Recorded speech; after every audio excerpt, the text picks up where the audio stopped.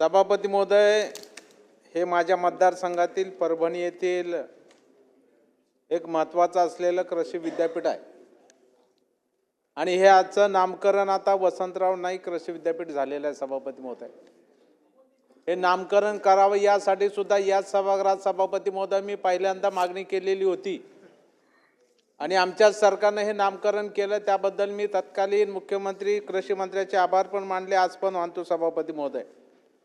अशा ह्या मराठवाड्याच्या दृष्टीनं अनेक नवीन वाहन संशोधन करून शेतकऱ्यापर्यंत पोहोचवण्याचं काम ही विद्यापीठं करतायत।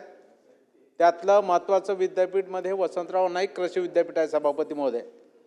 सभापती महोदय, जरी विद्यार्थ्यांच्या फीच्या माध्यमातून असेल, कॉलेज असतील, महाविद्यालय असतील, यांच्या माध्यमातून जो काही महसूल रूपानं पैसा कृषी विद्यापीठावर येतो, त्यांना खर्च करण्यासाठी कुलगुरू आणि त्यांची सक्षम सहकारी हे त्या ठिकाणी सक्षम असतात, त्यांना तो अधिकार आहे। परंतु त्याला सुद्धा शासनाने काही नियमावली घालून दिलेली आहे आणि मग त्याला एखाद्या मर्यादित रकमेपेक्षा जास्त खर्च करायचा असेल तर राज्य सरकारची परवानगी घेणं हे सुद्धा अनिवार्य आहे।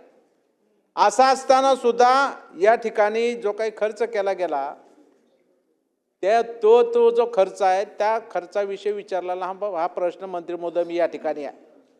म्हणून ही जरी बाब परभणीची कृषी विद्यापीठाची असली तरी सुद्धा राज्यामध्ये हे उघडीस आलं म्हणून ही प्रश्न इथं आला, परंतु कुलगुरू म्हटल्यानंतर सहसा कोणी त्या ठिकाणी कंप्लेंट करायला जात नाही की त्यांना अधिकार दिले, स्वायत्त आहेत वगैरे वगैरे। परंतु मंत्री महोदय, या निमित्तानं माझा प्रश्न आहे की आपण उत्तरात जे म्हटलेला आहे, अहवाल आलेला आहे, त्याची आम्ही चौकशी करतोय, त्याबद्दल माझं अंशतः समाधान आहे।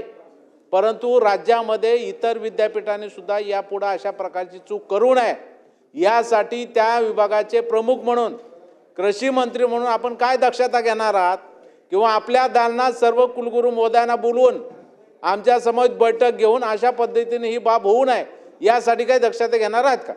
सभापती महोदय, सदस्यांनी जो प्रश्न विचारला आहे ती वस्तुती निश्चित प्रकारे खरी आणि त्या बाबतीमध्ये चौकशी समिती आपण या बाबतीमध्ये गठीत केली होती आणि त्या समितीचा अहवाल पण आपल्याला प्राप्त झालेला आहे। तांत्रिक समितीचा पण अहवाल हा 4/12 प्राप्त झालेला आहे आणि निश्चित प्रकारे विद्यापीठाने या बाबतीमध्ये निश्चित प्रकारे खरं तर आपल्या सर्वांना माहिती आहे की MCRच्या परवानगी ही घ्यायला पाहिजे होती, पण त्यांनी काही त्या बाबतीमध्ये परवानगी घेतलेली नाहीत। ही बाब निश्चित प्रकारे चुकीची आहे आणि भविष्यामध्ये अशा गोष्टी घडू नये आणि कुलगुरूचा जो विचार आपण माहिती आहे की या नियुक्तीचा प्राधिकार मान्य राज्यपाल महोदय यांना असल्यामुळे मी आपल्याला एवढं सभापती महोदय सांगतो की चौकशी समितीत आढळून आलेल्या अनियमितता व गंभीर आर्थिक बाबतीमध्ये मान्य राज्यपाल महोदय यांच्याकडे अहवाल सादर करण्यात आलेला आहे आणि या प्रकरणी जे इतर दोषी अधिकारी असतील त्या सर्वांची विभागीय चौकशी करण्यात येईल।